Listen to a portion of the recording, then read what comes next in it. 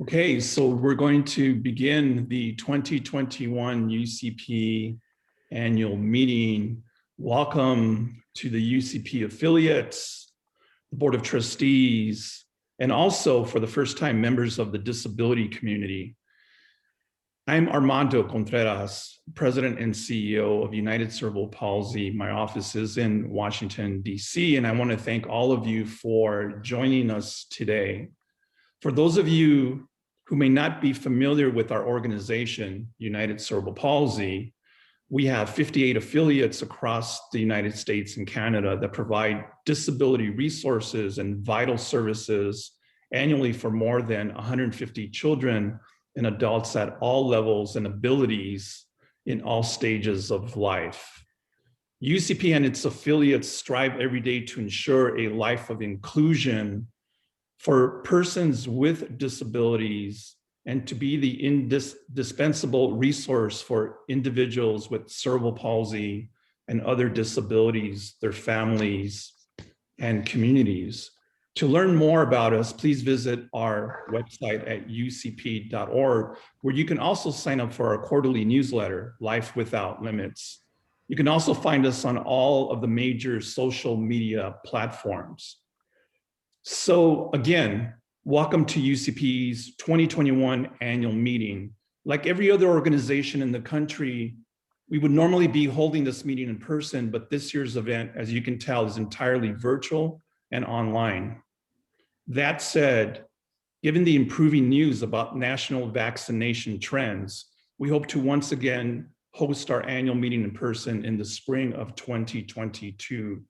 Though we suspect that because of the growing popularity of virtual gatherings like these, we may opt to offer some type of online public access to this event going forward, but stay tuned for that.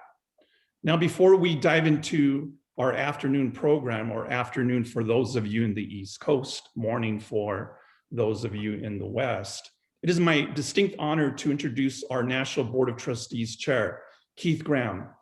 Keith is a certified public accountant. So as you can imagine, he's a little busy today. So we're happy that he's agreed to take a few minutes out of his schedule to help open our meeting. With that said, ladies and gentlemen, UCP's Chair, Keith Graham. Keith? Thank you, Armando. And again, I'd like to welcome each of you as well. We are glad that you're able to be with us. And I say welcome back, because last year we had to make a quick decision not to have our meeting due to the very rapidly changing time. So it's great to offer a meeting this year online, and looking forward to next year as well with that. But I want to welcome you both in the audience, those with our affiliates, the leadership of our affiliates, the staff, and the many volunteers that are part of that are going to be part of this meeting with us today and tomorrow. We've got some great and exciting things ready for you. I want to thank our panelists as well, and the guest speakers that have joined us and taken time out of their schedule to give us some insight and things that will be of value and informative to us for this, our 2021 meeting. With that, I'd also like to thank our sponsors. As we began, you saw on the screen the many folks who helped to make today possible for us to present our meeting to you. The New Motion Foundation, Waymo, which you're going to see shortly some interesting information about what they are doing in the world of transportation and independence for the disability community. Carpa International, Architectural Resource Team, and our premier sponsor, Mass Mutual Special Care, for this, our annual meeting. I'd also like to take a moment to thank those on our staff who've made this meeting possible to put this together for you. And I'm sure I won't name everyone, but I know specifically our CEO, Armando Contreras, Anita Porco, Gary Cantrell, James Garcia, Michael Lagardo, and Fernanda Morrison, at a minimum, have spent many hours preparing for this and helping to get ready for not only today, but tomorrow's meeting of the corporation as well. So I thank each of those for that. With that, also, as we begin, I want to take a moment to thank a few of the support professionals. Each year, the affiliates in the United States and Canada have an opportunity to share with us members of their volunteers, their boards, and others who take time from their profession to give back to their organizations. And today there's 12 of those that I'd like to highlight in particular. UCP of Oregon, Wilma Smeaton, UCP Seguin of Greater Chicago, Ann Diaz de Leon, UCP of Inland Empire, Selena Guerrero, UCP of Greater Dane County, Matt Foster. UCP Heartland, Sierra Peaston. UCP of Stanislaus County, Edith Alcocer. UCP of Hudson County, Gloria Sosa. UCP of San Luis Obispo County, Missy Roth. UCP of Orange County, Michelle Williams. UCP of Central Arizona, Marcia Thomas. UCP of Long Island, Princess Lockard. And UCP of Central California, Elites Duarte. Congratulations to each of you, and we do thank you and all volunteers, particularly in this last several months this year, where continuing to volunteer rises beyond the average level, almost to the level of heroism, like our first responders and others during our pandemic in these times. We also want to thank the countless dedicated volunteers at the national level and our 58 affiliates. Your efforts are not unappreciated, and while you're not always seen, your results are noticed every day in the lives that we impact. The national organization, Independent Sector, estimates the value each year of those who volunteer in the not-for-profit world. Currently, they estimate the value of an hour of our time, each volunteer, at $28 an hour, giving our expertise and our talents on the boards and the committees, the fundraising, the many activities, and the involvement that we get to participate in with the affiliates and the other groups that we work with. So no matter how, or even when and where you volunteer, you're contributing in many, many ways that are not always seen, but always noticed. And we can't succeed without you, and we're very thankful for you with that. So again, it's a pleasure to serve as the chair of the Board of Trustees, and I hope this 2 days of information and meetings is very valuable to you. Thank you, Armando, and I'm going to turn the program back to you for the day. Thank you, Mr. Chairman, and thank you for your leadership. Next up, I want to introduce UCP's communication coordinator, James Garcia, who will serve as the moderator for our first panel discussion today. Take it away, James. Thank you. Thank you very much, Armando. We'll get started in just a moment with our panel, which is titled The Future of Autonomous Vehicles and How This Revolutionary Technology Will Impact the Disability Community. But first, we have a little treat for the audience. It's a very short video clip brought to us by one of our sponsors for today's annual meeting, Waymo. So let's just go right to that video.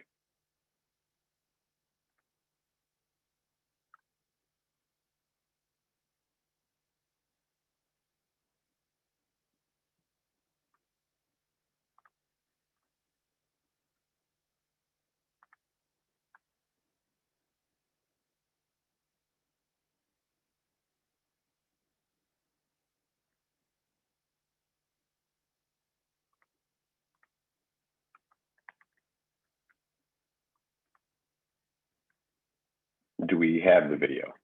Let me just double check that, make sure we have the video ready to go. Hey, James, having a little bit of technical difficulties, but just give me 1 second, I'll get it working. Okay, great, thank you.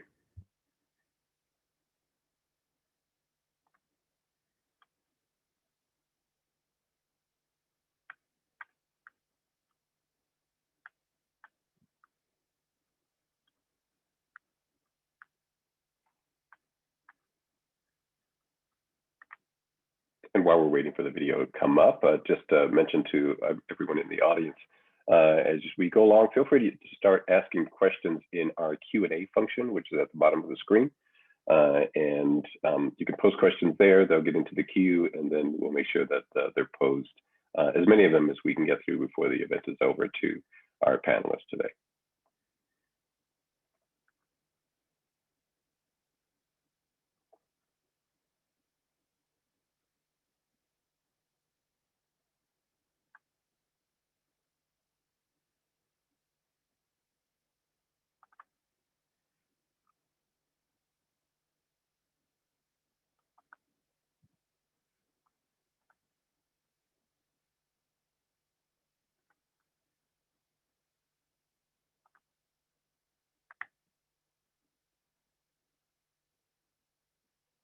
We seem to be having some technical difficulties with the video. So Michael, why don't we come back to the video? Yeah, that sounds good. Thank you. Yeah, we'll let you get queued up, and then we'll go straight right now into introducing our panelists. All right. And so Just again, to get back, we want to just talk about how things are going to go for today. In a moment, I'll introduce each of the panelists, after which I will ask them to provide a 5 to 10 minute opening statement, and then we'll kick off with Q&As right after that. So if you do have a question, just take a look at the bottom of your screen. You'll see the Q&A function there. Type in your question, and then we'll make sure it gets in the queue. If you'd like more information, by the way, about the 4 panelists that I'm about to introduce, I'm going to give it a little short bio, but if you want more information, we do have a webpage, a dedicated webpage at ucp.org under the tab News and Events. It'll just list our annual meeting there, and you can go there and read a much more extensive bio for each of the folks. And if at some point after this meeting you want to try to reach out to our panelists, you can connect with me at the ucp.org website, and I can try to make a connection as well. So here are today's panelists. First of all, we have Henry Claypool. He's an independent consultant for the American Association of People with Disabilities, and that organization's We Will Ride project, which convenes national disability groups to share information that underpins the development and deployment of accessible autonomous vehicles. Henry has worked on the topic of autonomous vehicles since 2015 and authored an often cited paper on how people with disabilities could benefit from the deployment of this technology. Next up will be Jennifer Dukarski, and with Butzel Long. Jennifer practices law in the areas of media and emerging technology. Her work intersects technology and communications with an emphasis on legal issues arising from emerging and disruptive innovation, including digital media and content, connected and autonomous vehicles, shared mobility, infotainment, and data privacy and security. Jennifer was named one of 30 women defining the future of technology in 2020 by Warner Communications. We also have Dr. Anne Marie Lewis, who's the Senior Director of Technology, Innovation, and Harmonization at Auto Innovators. Before joining Auto Innovators in 2020, she served in a similar role at the Alliance of Automobile Manufacturers. She has a technical background in automotive engineering, having obtained a PhD and MSc in mechanical engineering from the University of Michigan. And finally, Tim Woods is the founding partner of POCO Labs, a product development and consumer research company. Mr. Woods is also the general manager of the Autonomous Vehicle Alliance, a nonprofit collaborative research group focused on cities, businesses, and consumers. Tim is nationally recognized as a consultant with over 30 years of experience, and he's a respected source to media outlets such as the Science Channel, Food Network, HGTV, CNN, and others in discussions about the future and technology. So I want to thank you all for being here. Let's go right ahead and begin with Henry's opening comments. Unless, Michael, unless you have your video queued up and ready to go, we want to do that before the opening remarks.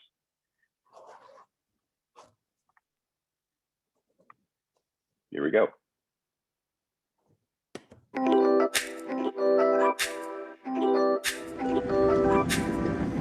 So I'm going to go ahead and do the start ride. Here we go.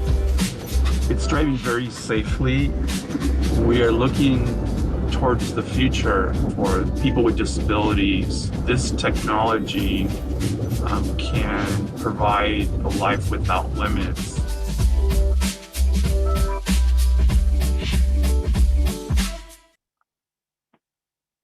There we go. All right. Thank you so much. Thank you, Michael.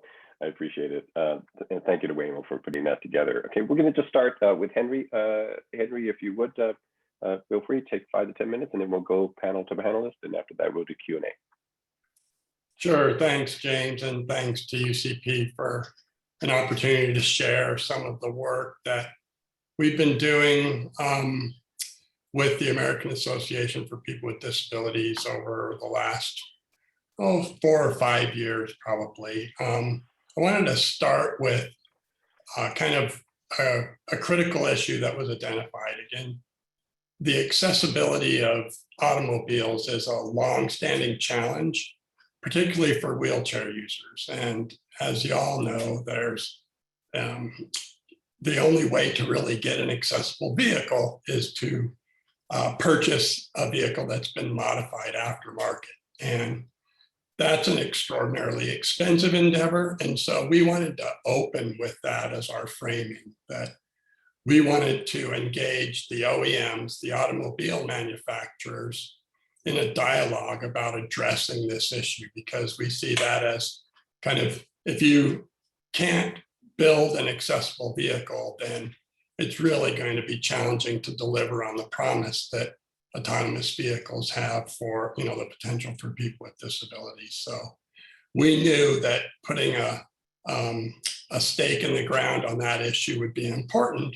So there was a piece that ran in the New York Times, which framed it in a way that I think helped the general public understand some of the challenges that faced people with disabilities that wanted to, travel outside of kind of a paratransit or a public transit context. And again, the issue is there really isn't an on-demand accessible service. On-demand would be like a taxi service or something of that nature. There may be one or two vehicles in a fleet, but there's certainly nothing available to meet your needs. So we wanted to go after the supply side and getting vehicles built that could one day be integrated into these fleets. In doing so, we kind of formed a group of disability organizations that largely represented wheelchair users. These are national organizations like, United Spinal, the Paralyzed Veterans of America, and a couple of others. And with that group, we just continued our work to engage the OEMs.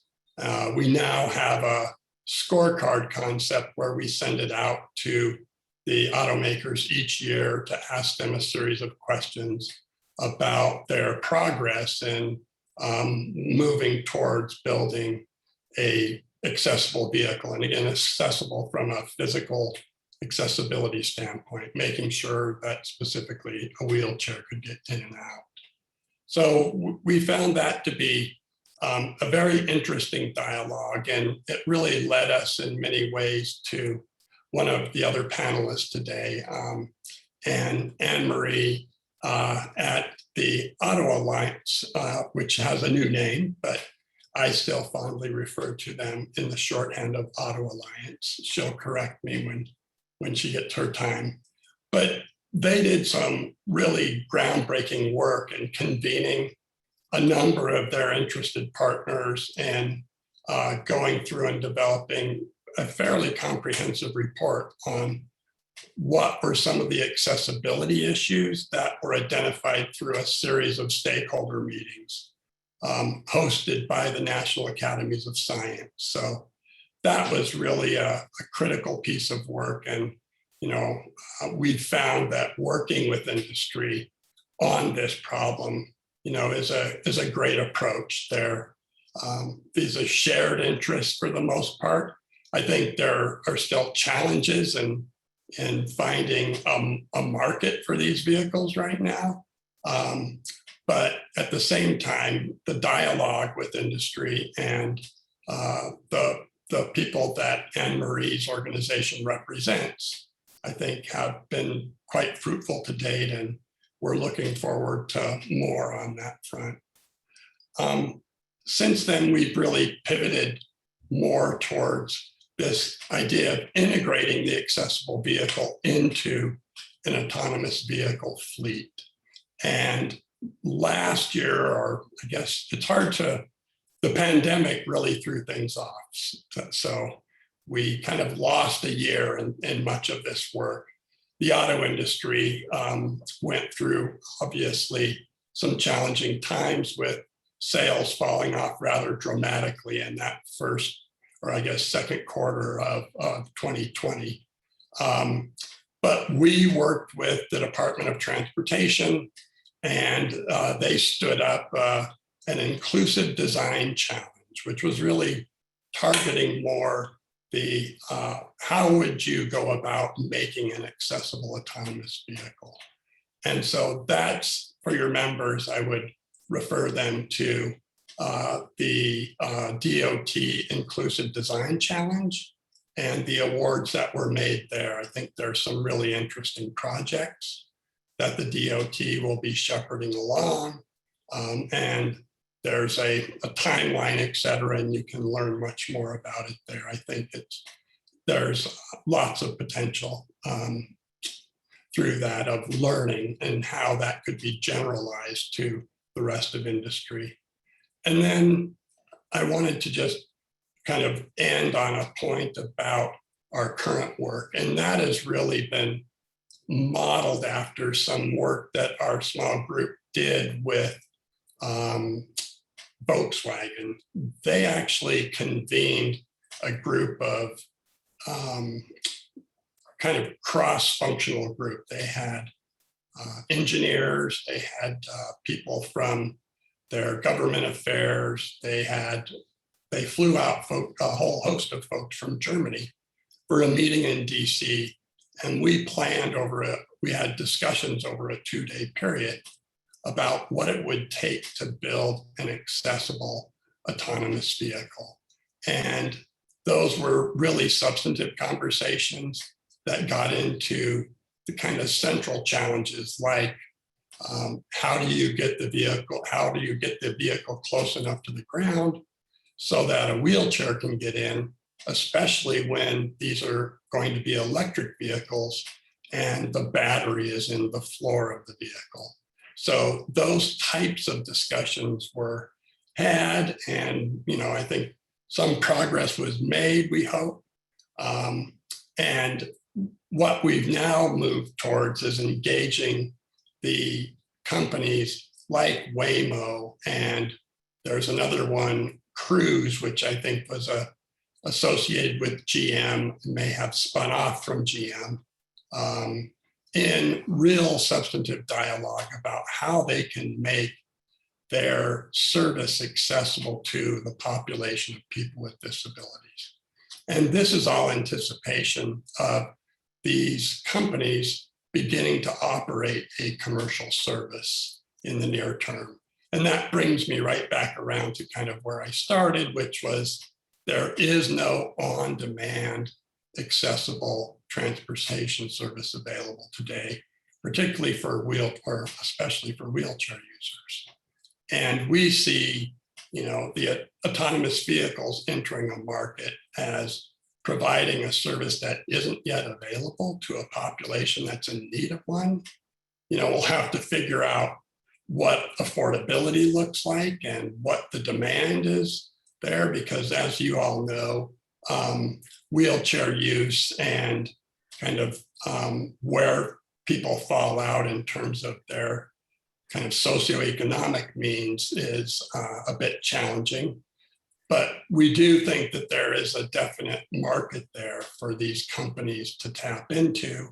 And we hope that through our work with the AV companies on building an accessible autonomous vehicle service, that one day there will be a reliable on-demand option for wheelchair users. And I'm sure that that's of interest to UCP. And with that, I think, James, I'll just pass it on to you for your next speaker. Yeah. I'm gonna go. I'm sorry. I'm gonna go ahead and then just introduce Jennifer Dukarski. If you please would go forward. Thank you. All righty. Thank you so much. I'm incredibly honored to be here today, and this is such a fantastic and important topic. From my perspective, you probably wonder, what is a lawyer doing and why would I be talking about the importance of autonomous vehicles? And really, I think the big message that I have and what I hope to convey today is a little bit of hope. I think Henry's coverage of where some of the issues are and some of the larger concerns is absolutely important. But let's just take a look first off at some general trends. In a recent study, despite the situation that the automotive market is truly in, we're looking at a situation where Bain & Company is projecting that we're approaching what they're calling a turning point in autonomous vehicles. And they think that will hit in around 2028. And why do they think there's going to be such a big pivot and such a rush to actual autonomous or semi-autonomous technology? Really, they think three factors. First off, they see reduced costs. Now, right now in the automotive sector, just like everywhere, there's a lot of pricing concerns, and people are talking about the cost of materials going into the vehicle or going into products. But they project by 2028, some of the more expensive components required for autonomous vehicle use will start to come down and be a little more reasonable and a little more equivalent to what most people would anticipate in a vehicular use situation. So number one, reduce costs. Number two, tech maturity. So technological maturity. Some of these technologies, I think you can see when you tune in and you hear the stories on the news about crashes, or you hear the story of the taco truck that drives up in front and is parked and blocks a vehicle, and the vehicle doesn't know how to interpret it and it just sits there. A lot of those types of situations, the technology is going to mature. Everything is going to get to a point where around 2028, there should be a big pivot in comfort level with that technology. So 2028, again, another big year for the second reason. And finally, third, a regulatory framework. We should, by that point in time, have something that looks a little more solid, something that's a little more 50-state equivalent, and something that NHTSA will be able to get on board to try to help us bring some of this technology to light. NHTSA has been regularly working on this issue and constantly discusses the state of those new and emerging technologies as they continue to research some of the problems that arise, and they continue to work with the Auto Alliance, auto manufacturers, and everyone across the board in understanding some of those risks. So what are the other legal hurdles that we're looking for that we have to clear through to get a successful launch, to make this a widespread technology that we can all use and apply? Well, obviously regulations and safety standards are big concerns, and those truly are in process. Liability, there's the constant concern of someone gets into an accident with a connected or autonomous vehicle. Who is to blame if that autonomous vehicle crashes? Honestly, that's probably a problem that's not as much a problem as we think it is, but there's a lot of people concerned about that. That's one of those hurdles that we're going to overcome. Privacy and cybersecurity. Obviously, with some of the big things going on in the news today, we've heard about the Continental Pipeline issue. The fear is, for those of you who've seen the movie The Fate of the Furious, that you're going to have autonomous vehicles or semi-autonomous vehicles hacked and flying off of parking garages. Now, while that's not a true reality, that is still a fear and another hurdle that we need to do and work through as we get closer to launch. Vehicle communications, something as simple as traffic laws and licensing, making sure that the people who are operating these autonomous vehicles or the autonomous shuttles of the future have the appropriate licensing on the state level to be able to continue to operate those. Other things like parking and zoning, and finally insurance, another thing that will likely be regulated at the state level. So from that perspective, that really takes us back to the other big hurdle to launch. And that's one that Henry mentioned briefly, and that's talking about ADA compliance and some of the issues that we've seen over the last couple of years. I think one of the biggest splashes, unfortunately, took place in my office's home city of Ann Arbor with the ADA compliance review of the University of Michigan's M-City driverless shuttle program. Really, where that went is it's reminding us of the fact that there are very few shuttle systems out there, even in their test setup, that are currently ADA compliant. And that little steps won't necessarily get those test vehicles to a point of compliance unless they're truly all in with the ADA. So I think from a legal perspective, we need to look, number one, that we do have a pivot point coming very soon.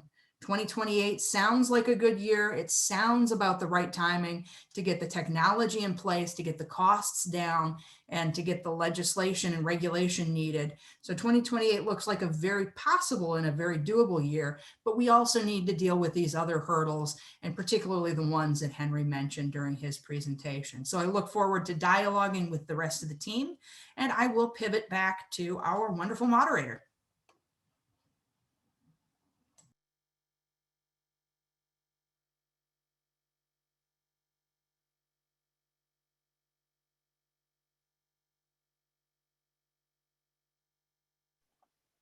we're going to go straight to Anne-Marie now. Anne-Marie, feel free to begin.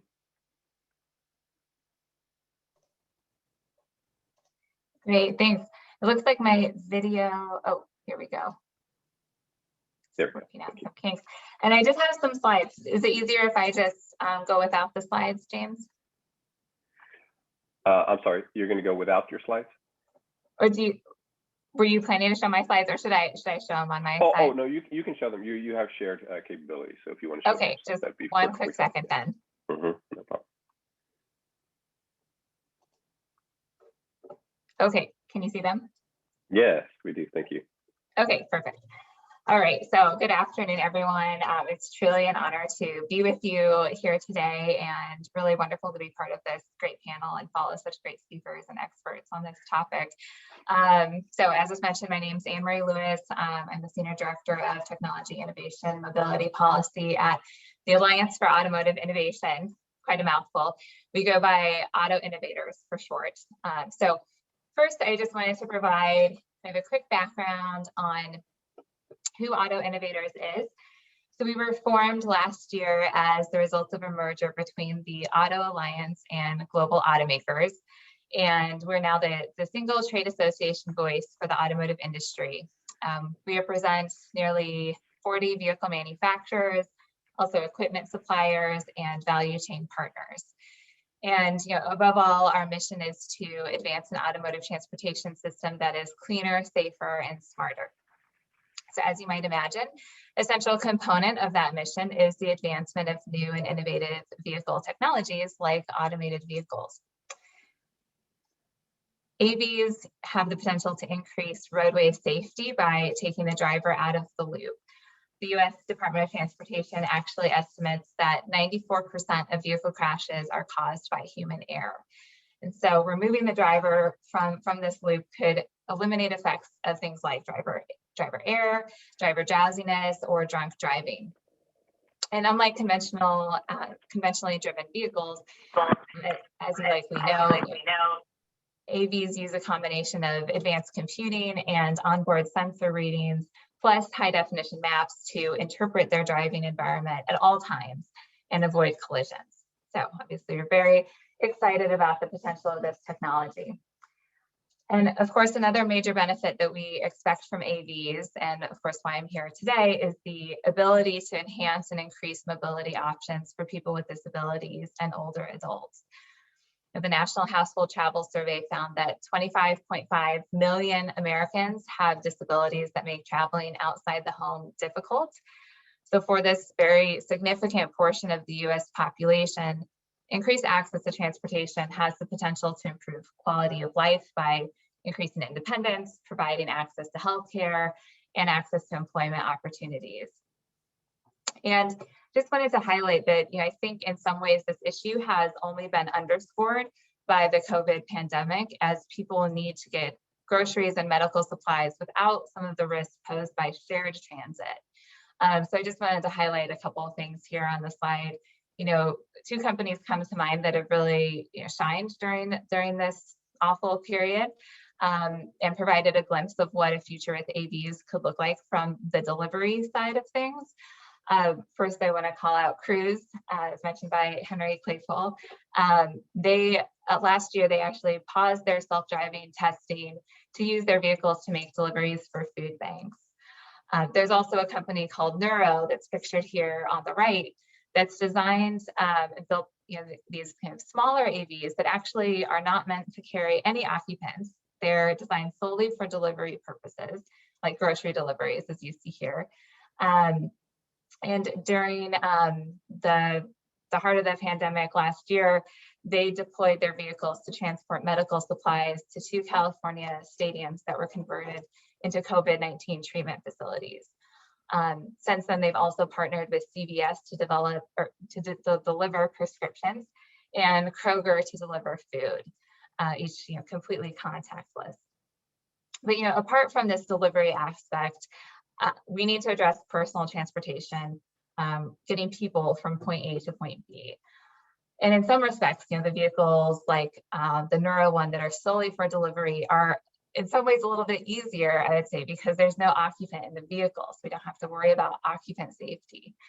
The challenge that we're really faced with now is, how do we leverage all this great work happening in vehicle automation to ensure that these vehicles can provide transportation opportunities for all people? How do we design and deploy accessible AVs? So I'd like to propose 3 main areas here. First, we need to develop a common understanding of what technologies or design attributes should ideally be incorporated into vehicles to make them accessible. And then we need to work within the constraints and realities of the vehicle design process and the market to incorporate these attributes, given certain design trade-offs that might be necessary. Henry mentioned one about the electric vehicle battery placement and the height of the vehicle. It's just one example. And then thirdly, of course, we need a political environment where such vehicles can be deployed and people with disabilities are able to actually use them. So we at Auto Innovators are working on parallel tracks on all 3 of these areas. And on the first area, developing an understanding of what makes an accessible vehicle, I'd say we have a great start due to the generous engagement and input from members of the disability advocacy community, as well as researchers in this area. So over the past few years, there's been a series of government and industry-led public forums with the purpose to assemble diverse stakeholders and discuss the topic of AVs and increased accessibility. And I appreciate the shout out that Henry gave us. We did host a 3-part workshop series back in 2019 in coordination with the National Academies of Science. And we really tried to listen to the input from the disability advocacy and research community regarding what design elements are needed to make truly accessible AVs. I personally learned a lot, met a lot of wonderful people, and just look forward to continuing this work. We summarized the findings from the workshops in a report, it's pictured here. We also, next slide. Our report included 9 takeaway recommendations and also a technical considerations table that summarizes the input we heard from stakeholders regarding what elements should be incorporated in AVs to address mobility needs of people with physical, cognitive, and sensory disabilities. So we're pretty proud of putting this together, and our hope is that this can be used as the foundation for a more technical review so that this could really eventually act as kind of an accessible passenger vehicle blueprint for engineers to use as a resource. So this brings me to kind of the second point we are working on, which is how to incorporate accessible design within the vehicle design process. So first and foremost, we know that involving the disability community is essential. One of our takeaway recommendations from the workshops was that vehicle manufacturers and AV developers should be seeking input from people with disabilities throughout their design process. And this should include not only the vehicle design, but also things like trip planning tools, like on your smartphone app, that are integrated with the AV service.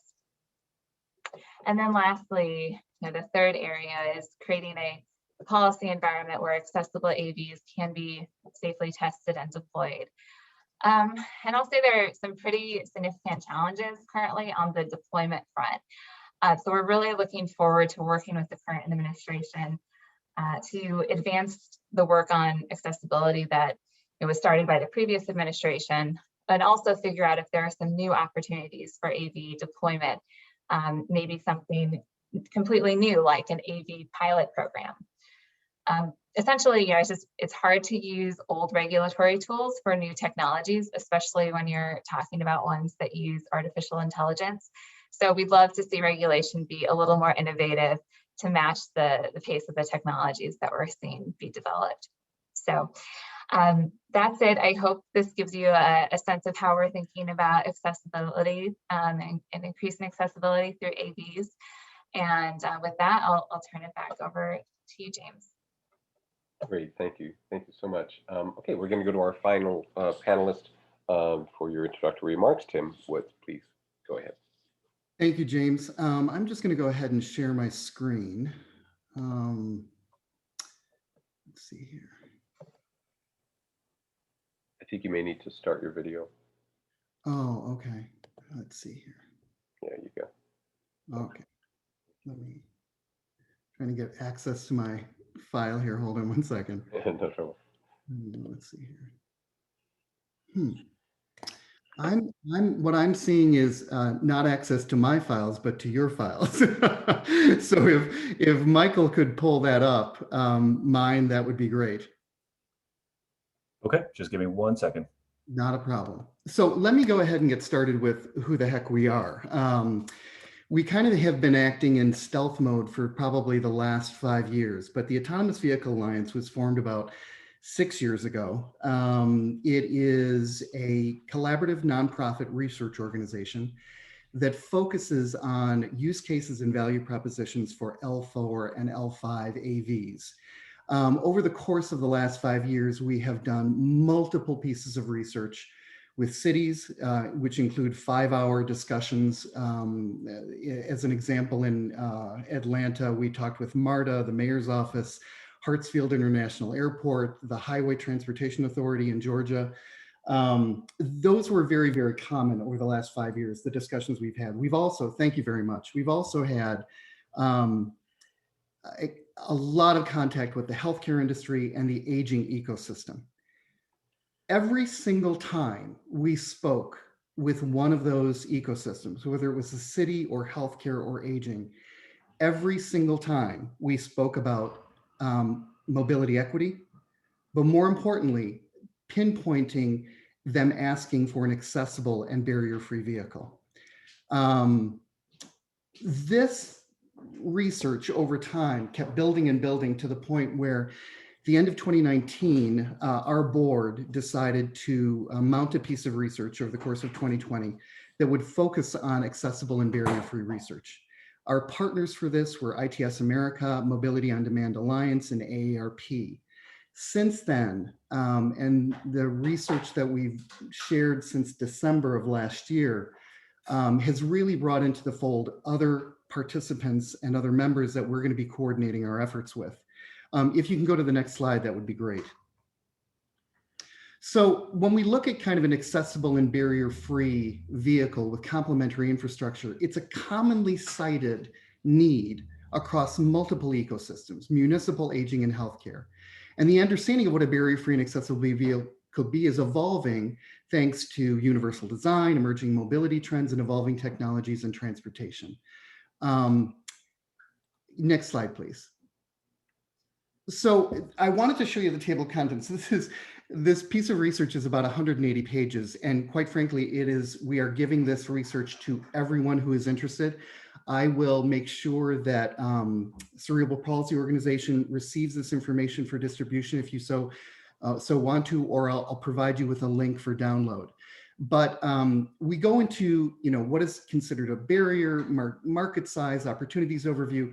But what I wanted to show you here, and if you could flip to the next slide, is all of the people that we talked to, all of the stakeholders and end users that we pulled into this piece of research. Many of the stakeholders who were with municipal and regional transportation authorities were also end users, but we spoke very specifically with end users who had manual wheelchairs, hearing impaired, and blind. We also spoke with the American Council for the Blind. We work with the Accessibility Working Group at MCity. And we also mounted a piece of literature review about everything that was surrounding accessibility and barrier-free to kind of act as a stepping stone for this piece of research. If you could move to the next slide. So the market size, this number has been shared about 1 million times, but 26% of adults in the United States have some type of disability. This doesn't even take into account people who have temporary disabilities. If you could move to the next slide. So through the course of all of this research last year in 2020, and it was a challenge because we had planned on doing a lot of ethnography research and end user research, and we had to wait until later in the year when we could have protocols in place. But all of that culminated in what I would describe as these 3 buckets of opportunity. So looking at the first section, merging the physical world with digital wayfinding tools. This has been brought up multiple times this morning, right, by Anne-Marie and others. But we're talking about, there are a lot of efforts going on right now. a lot of efforts around pedestrian traffic, around mobility, enabling equity, and applications that are being developed to kind of bring people into the fold, right? Mobility on demand, all of those sorts of things.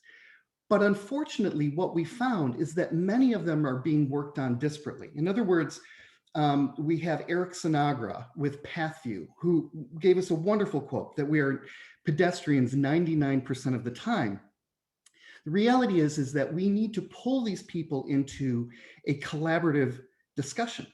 We need to think of this through the eyes of a holistic vision of mobility. That is the only way we're going to get from point A to point B, is to think about these things holistically. And not just the vehicle, but the technology, the enabling backend, and the infrastructure that it will work with. And one of our key points here is personalization of the mobility experience. If we are going to build this enabling backend, and by the way, all of our research points to a SAV vehicle or a shuttle AV that could be utilized. We don't specify the form factor at this point. It could be a 2-person, a 4-person, 6, 8. It doesn't really matter. This is a shuttle AV. And if we're going to create the logistics to manage that fleet, then we need to think about the personalization of the mobility experience. Many of us have already described that we're at this moment, this critical moment in time, where we have the ability to influence all of this because we're moving towards autonomy and EV.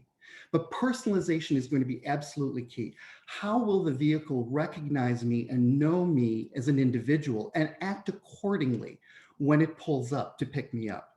The importance of audio cues, accessible real-time information. And I want to add the term relevant real-time information to the situation, because many people with cognitive issues need that kind of relevant real-time information during their trip. And we're talking about complete trips here. What the US DOT has talked about for years, we have to address unbanked alternatives, on-demand booking, which Henry Claypool talked about, and then wayfinding for curbs and sidewalks integrated into the overall mobility experience. Section 2 talks about understanding how universal design language could impact AVs in an extraordinarily positive way. So vehicle interior features, we need to look at how these vehicles are being designed on the inside, not just the outside, right? And number one for us is zero entry clearance or level boarding. How do we attain that? How do we create vehicles that can move up and down and create almost a 12-inch sway to come level with the curb and deploy ramps that just bridge the gap? High head clearance is another extraordinarily important. It's kind of the number 2 in my mind, which is at least a 6-foot opening. So no one has to hunch over. Head and neck and back injuries in this country are out of control. There's a lot of people who are dealing with this level of pain for hunching over and getting into a vehicle. High head clearance is extraordinarily important. Vehicle design cues, making sure that they are common across multiple vehicles. In other words, if we're going to do this for shuttle AVs, we need to think about the design language and the vehicle design cues that would be similar in buses and streetcars and trains. Designing for usability by 85% of the public. This has been a lightning rod in our discussions, but we believe leveraging universal design, we can move towards a vehicle that can meet 85% needs of the population, which includes a huge swath of the disabled community. Now, there is that last 15%, and we believe that there will be AV paratransit vehicles, but they'll be much more specific in their tasks and much more specific to the individual needs. The last section that I'm going to talk about is coordination of vehicle design languages between vehicles and infrastructure. I call this the big duh. We're in the middle of this new age of mobility. We have the opportunity for the first time to bring OEMs and the infrastructure community together to begin serious conversations about what could a design language look like between the vehicle and infrastructure. So no matter where I would travel, not only in this country, but in the world, I would be able to wayfind and I would be able to understand where I need to be, where I need to stand, where I need to sit. Directional, all of that can work together. But we've never had this opportunity to talk about curbs and sidewalks and pick up and drop off in the same breath that we've been talking about vehicle design. That has changed. And we need to leverage that opportunity. So the vehicle can also look at the opportunity to create its own infrastructure where needed. And we have multiple examples in the journey maps that I'm going to show you in just a second. And we also need to address the curb opportunities with rural and suburban pickup and drop off. More work needs to be done. We're talking about gravel roads and suburban destinations with no sidewalks. These are things that we need to look at more deeply. If you could go to the next slide. So I don't want to belabor this because I know we want to get into the discussion, but I just want to quickly show you one of the journey maps. When you download the research, there will be multiple versions of the journey maps. And what I will tell you is they are a culmination of 5 years of research, talking with the healthcare community, aging, cities, as well as the research that was conducted last year. But what they represent is a maximized, accessible and barrier-free vehicle infrastructure and enabling back end. So we've included individuals with various abilities and circumstances to call out functional details and needs in those areas. I will tell you, Dr. Anne-Marie, that I am extraordinarily interested in seeing your technical considerations document and would love to work with you and Henry Claypool in moving this forward with a group of organizations that we're working with to make sure that these things come to fruition. But if you can go to the next slide. This example that we give is an individual who has a visual impairment. They use a white cane. And we put this person in Chicago, on the south side of Chicago, going for the first time to meet a new client on the west side of Chicago. All of these things are purposely put in here because they were actually generated out of the conversations that we had with the city of Chicago. And talking about inequity and mobility, talking about how they need to create a seamless journey.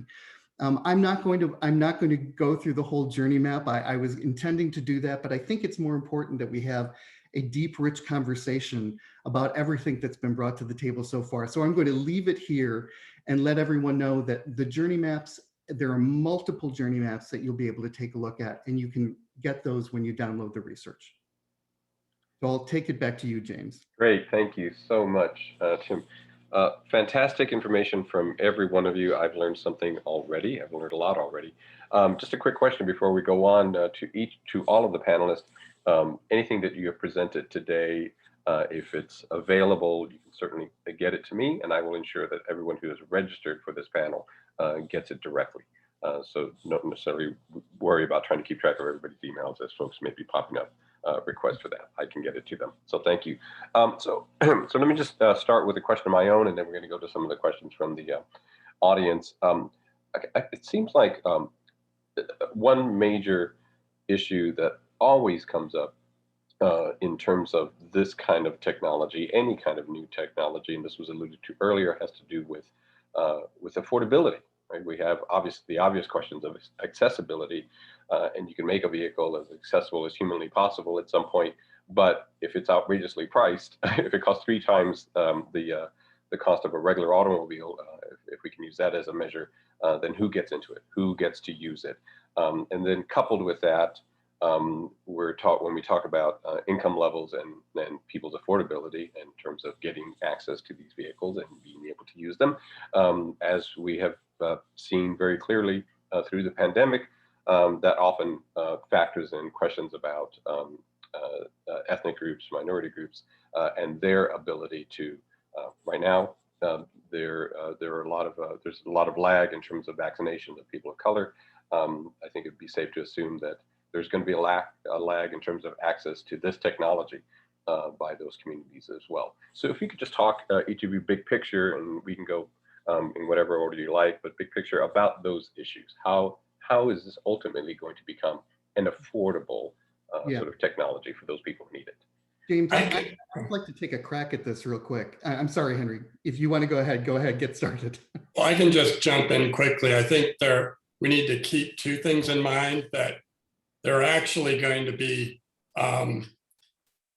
these vehicles are likely to show up first as a commercial enterprise. So they'll be covered under Title III of the ADA. The specifics of what they'll be required to do there are a bit different than what they'll have to do under Title II of the ADA, which is public transit, which is where affordability isn't as much of an issue because the public transit entity is responsible for providing this service to the public.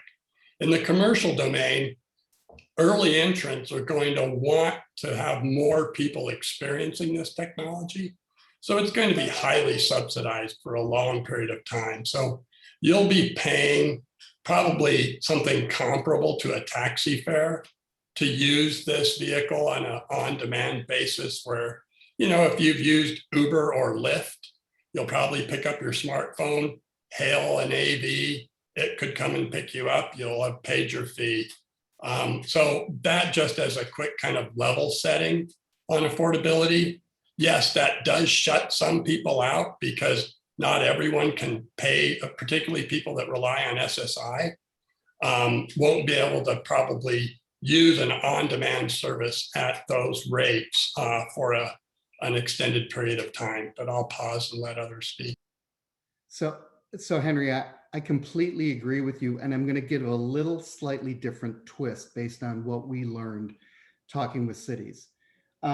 What's interesting about this market opportunity, and I'm going to phrase it as a market opportunity, because I'm tired of thinking that this is an obligation. What we have in front of us right now is an opportunity around mobility. And what I mean by that is the OEMs in this country in particular, their clients are not cities, they're not the healthcare industry, and they're not the aging ecosystem. All three of those ecosystems are new customers. And if you think about this as a SAV opportunity, a shuttle AV, yes, we absolutely believe there will be commercial entities that will do this kind of from the private sector, but we also see cities as customers, particularly because with an AV, you can take a systems approach to overall mobility in the city. By doing so, you can think about these vehicles in a very, very different light, right?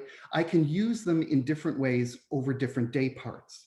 So I can use them for shuttling people in the morning during rush hour, but I can also send them out into the neighborhoods in the afternoon or later in the morning to be able to do other types of things that bring equity into the mobility picture. So what we were trying to do is look at this as a clean sheet opportunity. That what we're incentivizing is that the opportunity is, quite frankly, we believe enormous to be able to serve these markets. And to be able to do so, you need to be able to provide them with an accessible and barrier-free vehicle to meet the needs of the majority, leveraging universal design. So beyond kind of those private enterprise opportunities, we would also believe that these will be subsidized in some way by the healthcare industry. And we have very, very specific reasons why we believe that from a business modeling standpoint, but also the aging ecosystem as well as cities. But I'm going to leave with this one point, which is cities need to start asking for what they need, not taking what they're given. They need to start demanding an accessible and barrier-free vehicle as we're moving forward. Dr. Lewis or Jen, do you have any more comments? Or I can jump in really quick.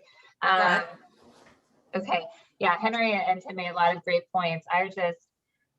First, I just wanted to echo, what Henry said, first, in part due to the high cost of things like LiDAR and radar, ultrasonic sensors, we're going to see rideshare as the primary, first use case of deployment, and that'll allow the cost to be lower for riders. And of course, they're going to need to be competitive with what's already out there. And I think we can expect to see some subsidization on that front.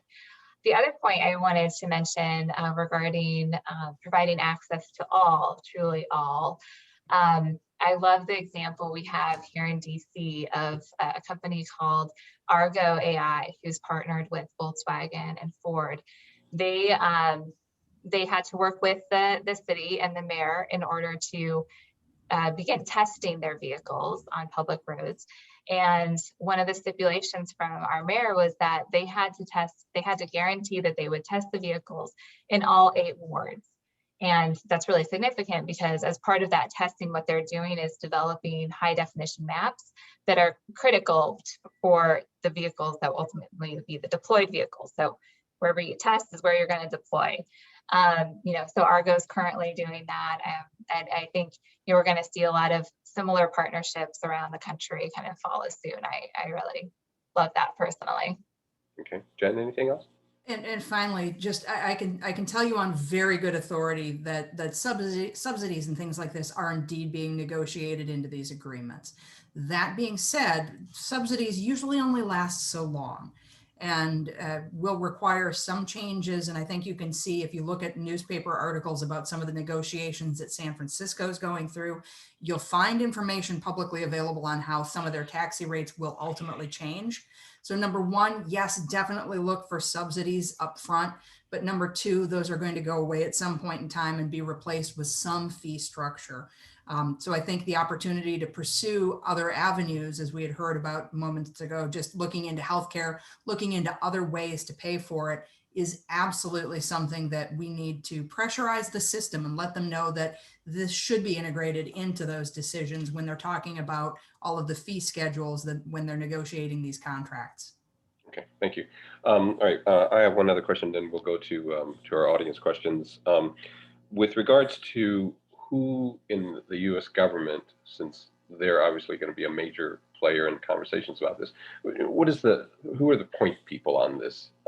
In what department, and what confidence do you have as experts in this field that they're on top of this, that not only are they clear about what's being produced commercially, but that they're hearing from people who actually have disabilities, have mobility issues, and would be the folks who in many ways, if they can afford it, will be the most benefited by this technology.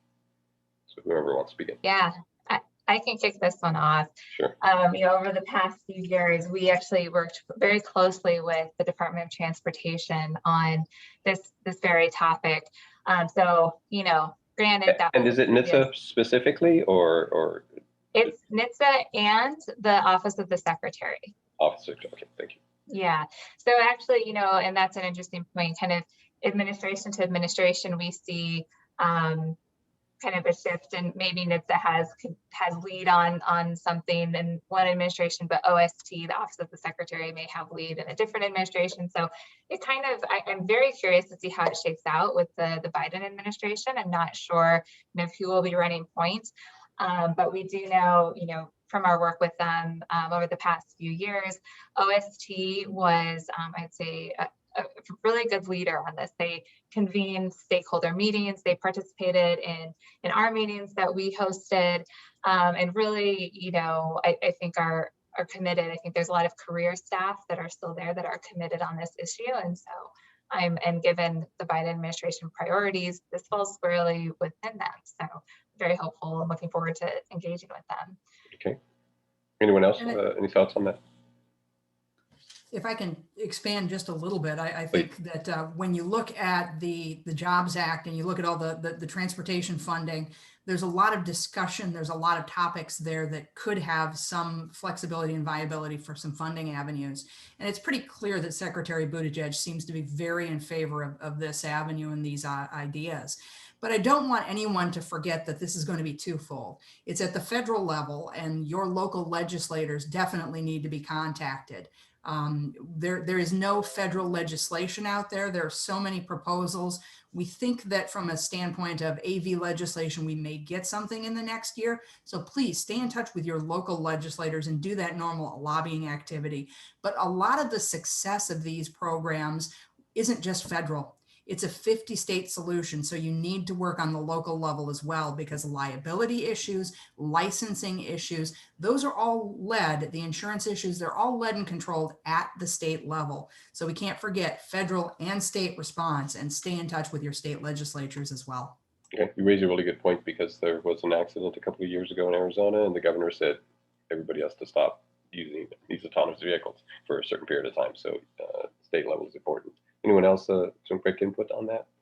It's Henry. I'm sorry, I have to jump to another meeting. I got booked into something right at 1, but okay. Just as a parting kind of offer, I think it would be great to work with UCP ongoing and try and include you in some of the dialogue that's going on here in DC to make sure that you and your members get connected with the various opportunities you're hearing about here today, and just applaud the session. And thank you so much and for letting me be part of such a great panel. Thank you. Enjoy And your afternoon. We'll take you up on your offer. I appreciate it so much. Tim, any final thoughts on that? You know, the AVA is a 501c6, so we absolutely cannot lobby, but we can inform policy. And from the very beginning, when we announced that we were actually going to be doing this research, we were brought into the US DOT with NHTSA, the Department of Labor.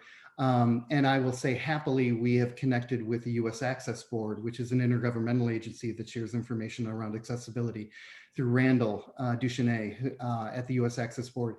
They are now one of our partners in kind of moving towards a roadmap that we would like to publish in December of this year and make it accessible to everyone, quite frankly.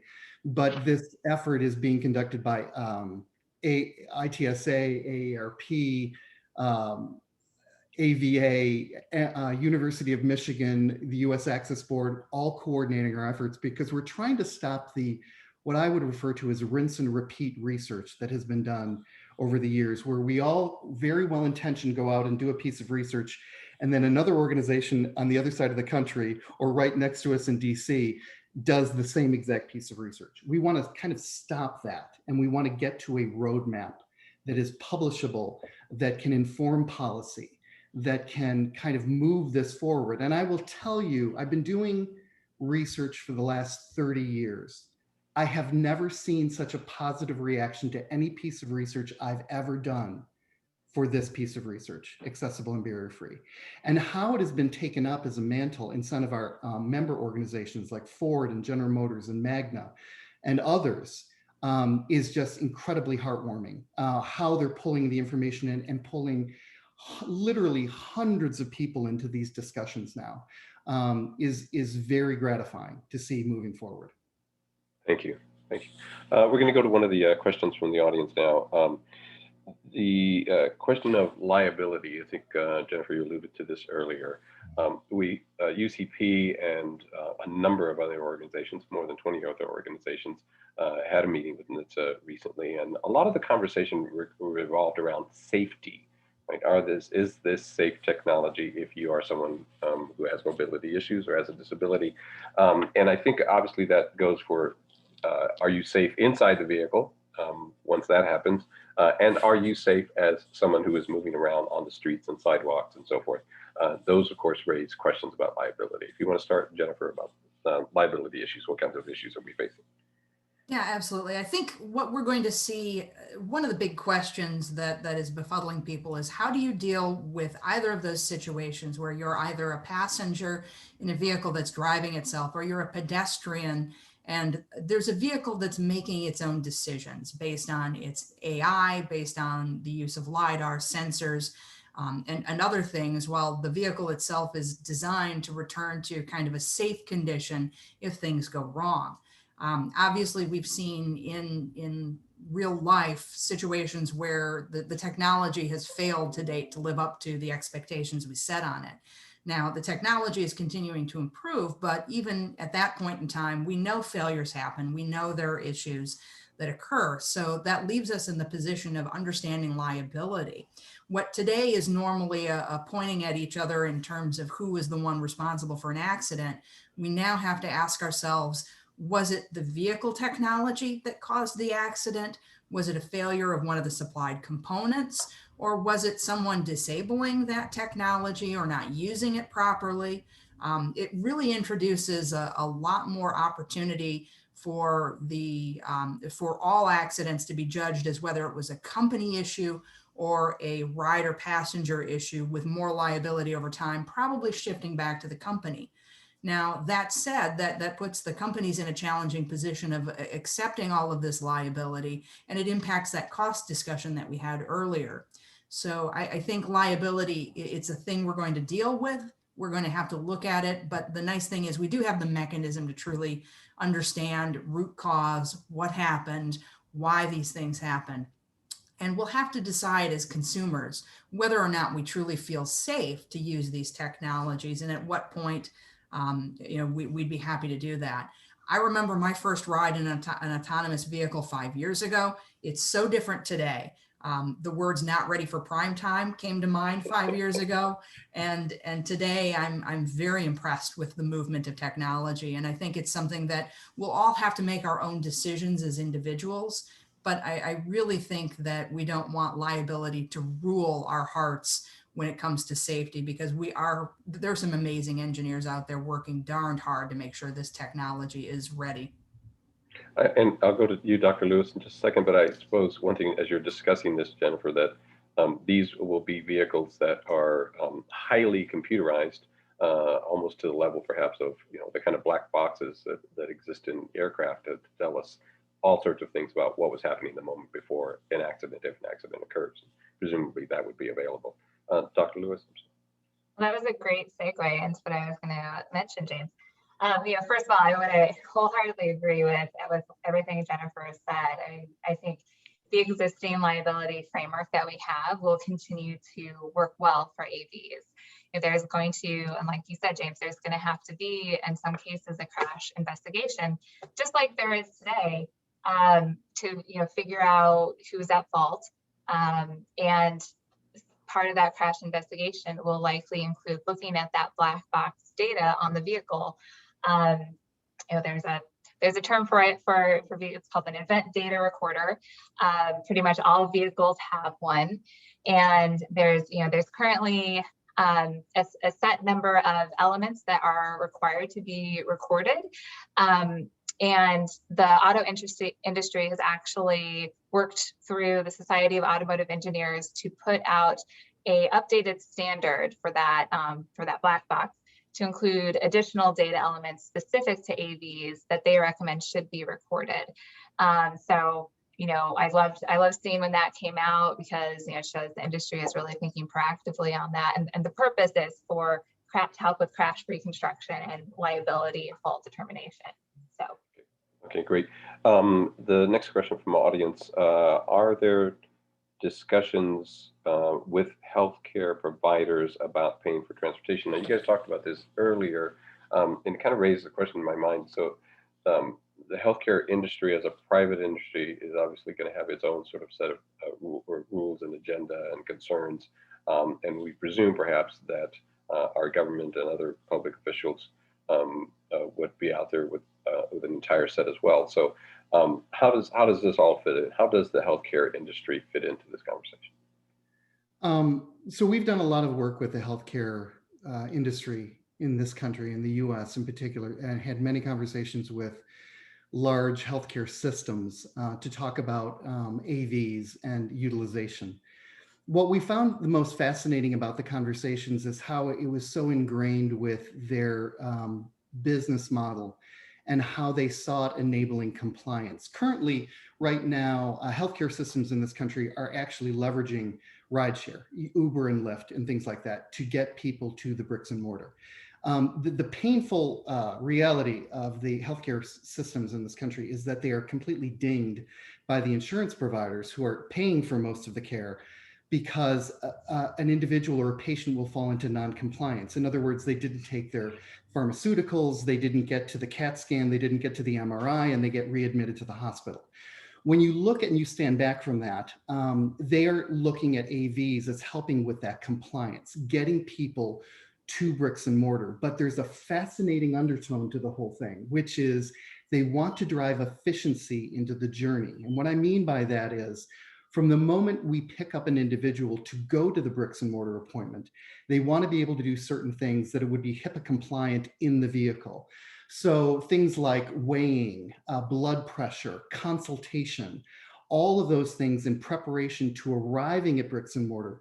And quite frankly, even after the visit, the physical visit at the bricks and mortar, on the way home, reiterating and confirming treatment plans, pharmaceuticals, exercise programs, all of these things, because they look at the opportunity as an issue that will help drive compliance into the market and into the healthcare system itself. So are you suggesting that people will be asked questions while they're in the vehicle on the way to the doctor's office? Is that kind of Yes. your alluding? And we see this kind of two prongs, both as as a PA or a nurse assistant or even a community health advocate in the vehicle, Okay. as well as telehealth in the vehicle, which means maybe on the way home you don't have an individual with you, but you will have a telehealth presence and a medical professional on the other end while you're in the vehicle talking about your treatment program. Okay. Oh, fascinating. Okay. Jennifer or Anne-Marie, do you have anything else to add? I've once heard somebody say, give me 10 sensors in the automobile and I'll revolutionize healthcare. I think that's the real, the new reality, and that's for autonomous vehicles and others. I mean, vehicles are collecting so much health-related data. It's only a short period of time before we do put in a situation where that data can be collected and transferred back and forth to a healthcare provider, and you do, bring in the HIPAA issues at that point in time. But I think from a standpoint of the question with regards to payment mode, I think that when you start seeing how much expansion there's been in accepting and paying for telehealth over the last few years, it's only the next logical step for us to think about how do we impact transportation, particularly in either hyper-urban settings or rural settings where access is a problem. And that includes this community as well. So I honestly think that with the giant leap we've taken in telehealth payments, that it's not far behind. Okay, thank you. Yeah, and we've got about 10 more minutes, and go right ahead, but I will mention, of course, in terms of telehealth, what we're doing right now speaks exactly to the obvious sort of opportunities there. And in the last 12 months, we've seen extraordinary things happen in terms of telehealth, right? So, Dr. Lewis, I'm sorry. Yeah, I wanted to take a little bit different twist on a comment on this.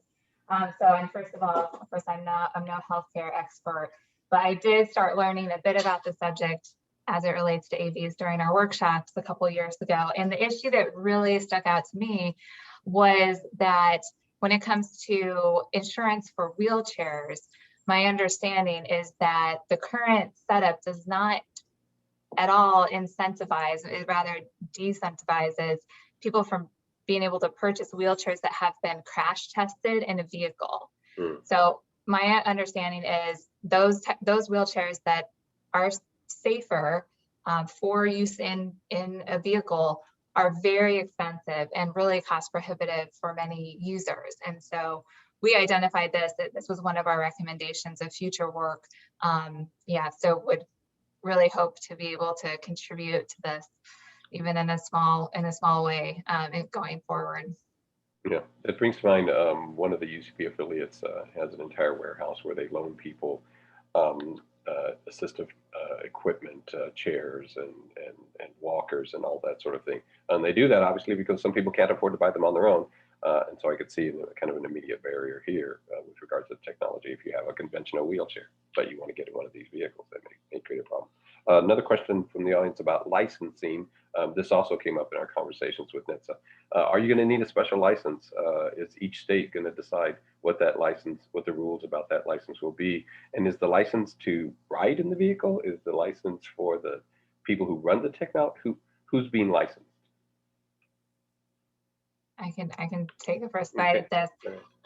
So we do not envision that there would need to be a separate type of license to operate. That does remain to be seen, but I mean, our position is that for vehicles, for AVs that truly do not need any input, any manual driving input from a human driver, they should not require a driver's license, because if they did, of course, they would prevent certain people with disabilities from being able to benefit from the technology. So, the way that I currently think about this is that people who operate the vehicles, not drive, but operate them, should not really require any sort of training, because vehicles should be designed in a way that's very intuitive to use. And keep in mind too, we're largely talking about rideshare vehicles. And so you mainly may interface via a website or your app, like you do with Uber or Lyft today, to call the vehicle. And so, hopefully it would be very straightforward for the user from that perspective, and no license would be needed. Jim or Jennifer, any other thoughts on that? I will just say what Dr. Lewis said. Okay. Okay. There shouldn't be a license for anyone who's getting into the vehicle. They just should No. not be. They don't have to be licensed. Absolutely not. Okay. Right. A question also from the audience. What are L4 and L5 vehicles? And I have no idea, so please tell us. Yeah, so sorry for the jargon. Level 4, so the Society of Automotive Engineers has defined 6 levels of automation. Levels 3 through 5 are what we call automated vehicles. Levels 4 and 5 are the vehicles that are pertinent for our discussion today because they're the vehicles that do not require any input from a human driver. So level 3 is a little bit, it's called conditional automation, where if there's some sort of system failure, there should be a human driver ready to take control. So Okay. that's not what we're talking about when we talk about rideshare AVs. We're only talking about 4 and 5. So level three is Tim's Tesla, and what we're talking about. That's level 2. That's level 2. That is not level 3. Yes, let's make that clear. Okay, sounds good. One other question. We've got about 5 more minutes before we go. Someone mentioned, I think it was you, Dr. Lewis, who mentioned that the Biden administration, kind of their engagement on this issue, Transportation Department under Secretary Buttigieg, and there is also an equity czar out there. Again, what indications do we have that communities of color are being engaged in really direct ways in this conversation about the development of this technology? Do you guys know?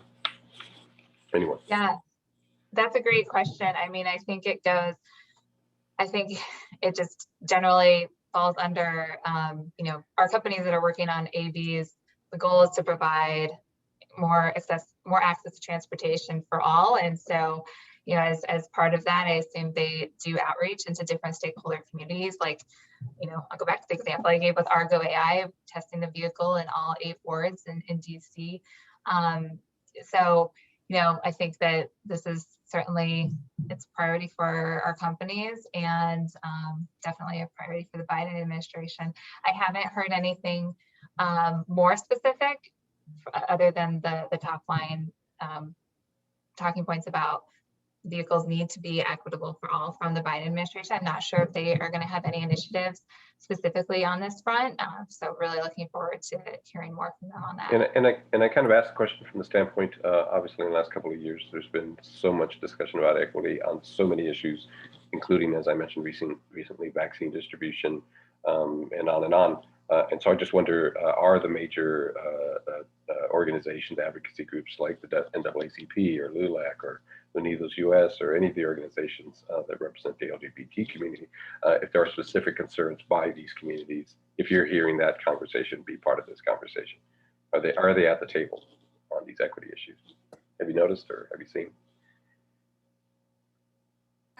I have not heard any specifics, but I will say that DOT has made it truly an important part of everything that they're doing for the DEI, diversity, equity, and inclusion principles, to really roll through everything that they're doing, their entire plans. And just for a really quick recap on the last question we answered, the uniform laws that everybody hopes that the states will adopt actually has a provision in there that licenses will not be required. So no licenses expressed in there. Yeah, I think DEI is a major thing with the administration, and you can really see that as they rolled out more and more of the details of their transportation funding plan, the Jobs Act. It's in there. Okay. And last question before we start to wrap up. I think, Tim, you were talking about the market, what the market is. And the market, in terms of the conversation that we're having now in our organization, maybe we're thinking immediately about people with perhaps more obvious disabilities and so forth. But there's also that market out there of people whose mobility is being limited simply by aging. And that is a huge part. So who is sort of the target market really in terms of this technology, and how much do seniors who are aging, who may have mobility issues further down the road, how are they playing into this conversation?